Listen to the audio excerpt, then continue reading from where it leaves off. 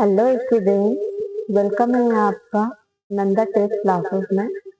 कल के क्लास में हम सुपर कंप्यूटर के कार्य बताए थे। जो फर्स्ट है, सुपर कंप्यूटर का यूज हम अंतरिक्ष यात्रा के लिए करते हैं, युद्ध के लिए करते हैं। थर्ड है मौसम विज्ञान की जानकारी ज्ञात करने के लिए। फोर्थ है high resolution and action movies बनाने के लिए। आज का टॉपिक लेट्स स्टार्ट करते हैं। आज का टॉपिक है हिस्ट्री ऑफ कंप्यूटर।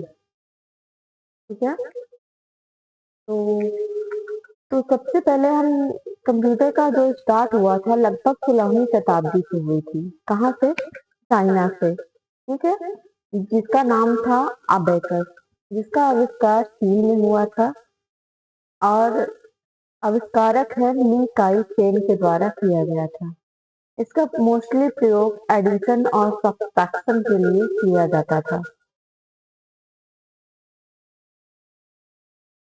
यह एक नॉर्मल लकड़ी का एक साँचा हो जाता था जिसमें सर्कल बने होते थे। उसी को ऊपर नीचे करके हम एडिशन और सब्ट्रैक्शन करते थे। नेक्स्ट है पास्कल्स कैलकुलेटर। ये फर्स्ट ऐसा कैलकुलेटर था जो एक एडिशन, सब्ट्रैक्शन, मल्टीप्लिकेशन और डिवीजन, एक पहला ये वास्तविक यंत्र था। ठीक है, जो वाकई ये वर्क करता था प्रॉपरली, ऑटोमेटिक, जिसका आविष्कार 1642 में फ्रांस में ब्लेज पास्कल के द्वारा किया गया था। तो इसे आप नोट डाउन कर लीजिएगा, ट्रिपल क्वेश्चन में यह जरूर पूछता है। ठीक है, नेक्स्ट है चार्ल्स बैबेज डिफरेंस इंजन। आपको पता होगा कंप्यूटर के जनक को हम चार्ल्स बैबेज कहते हैं। ठीक है, तो इन्होंने ब्रिटेन में 1822 में जिनको आधुनिक कंप्यूटर का जनक कहा जाता है, इन्होंने डिफरेंस इंजन का आविष्कार किया गया था, जो बीजगणितीय फलनों का लगभग 20 स्थानों तक शुद्धता पूर्वक मान ज्ञात कर सकता था। इस मशीन में शाफ्ट और गियर लगे होते थे तथा यह मशीन भाप से चलती थी। इस मशीन का उपयोग उन दिनों डॉक, रेल, सीमा तथा व्यावसायिक क्षेत्रों में व्यापक रूप से किया जाता था। नेक्स्ट है एनालिटिकल इंजन। जब उन्होंने उस पर वर्क किया तो फिर उन्हें और आइडिया आया। ठीक है, तो डिफरेंस इंजन की बड़ी सफलता के बाद चार्ल्स बैबेज ने एनालिटिकल इंजन का 1833 में आविष्कार किया गया, जिसमें फर्स्ट बार इनपुट, स्टोरेज, प्रोसेस, आउटपुट जैसे जो प्रेजेंट टाइम में कंप्यूटर में होते हैं, उन्होंने उस टाइम इसमें आविष्कार किया गया। इसीलिए हम चार्ल्स बैबेज को कंप्यूटर का जनक कहते हैं। ठीक है, क्योंकि उसका प्रारूप जो है आज के कंप्यूटर से लगभग काफी हद तक मिलता था। इस मशीन की संरचना अपने आप में संपूर्ण थी। इसमें न केवल अंकगणितीय क्रियाओं को करने की क्षमता थी, बल्कि आउटपुट को स्टोर करने का विचार भी इसी मशीन में पहली बार प्रस्तुत किया गया था। नेक्स्ट है टैबलेटिंग मशीन। इसका आविष्कार 1880 में हरमन होलेरिथ के द्वारा किया गया था। इसमें इंफॉर्मेशन को पंचित कार्ड्स में स्टोर किया गया था। ठीक है, तो फर्स्ट बार पंचित कार्ड्स में किसने स्टोर किया गया था इंफॉर्मेशन को? तो हरमन होलेरिथ ने किया था। ये आपका क्वेश्चन आ सकता है, एक बार अंडरलाइन कर लीजिएगा। 1896 में होलेरिथ ने टैबलेटिंग मशीन कंपनी की स्थापना की थी, जिसको 1924 में इंटरनेशनल बिजनेस मशीन कर दिया गया। नेक्स्ट है मार्क फर्स्ट। इसका आविष्कार 1930 में हार्वर्ड आइकन के द्वारा किया गया था। यह विश्व की पहली इलेक्ट्रोमैकेनिकल कैलकुलेटर मशीन थी।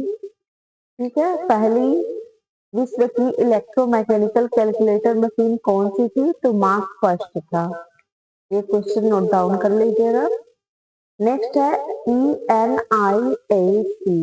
जिसका फुल फॉर्म है electronic numerical integrator and calculator.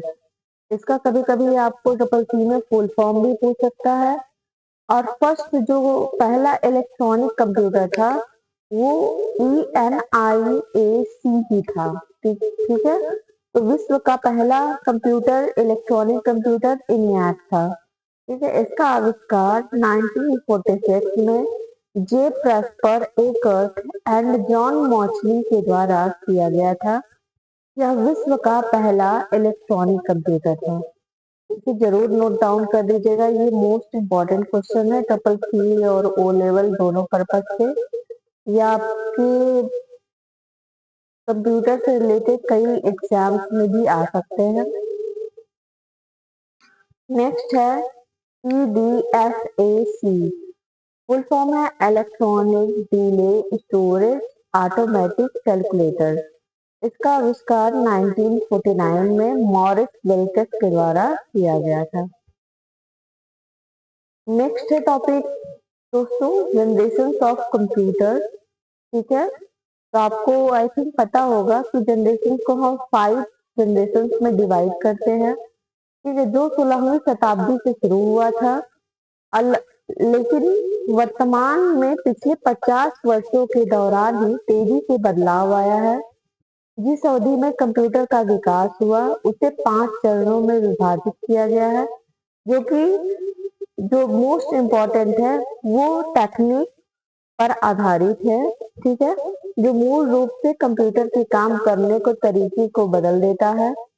Computer की इतिहास की यह यात्रा वैक्यूम ट्यूब के साथ 1940 में शुरू हुई थी और तब से चली आ रही है।